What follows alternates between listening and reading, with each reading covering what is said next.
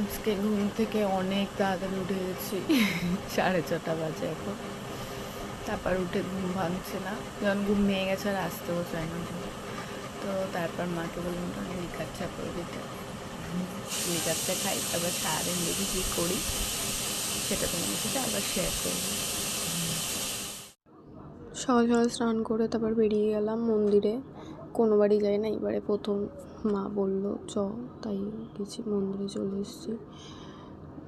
তাও এটা হচ্ছে শীতলা ঠাকুর, আর এই দিকে রয়েছে মা কালী, মনসা ঠাকুর আছে। অল্পই ভিড় ছিল, তারপরে মায়ের সাথে একটা ভিডিও করে নিলাম।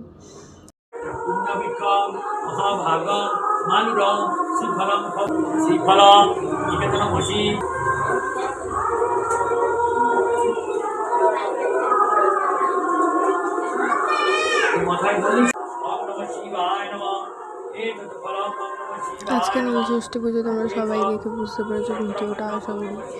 তো আজকে সবাই নীলষষ্ঠীর উপোস করবে, সব মায়েরা সকালে কেউ বিকেলে।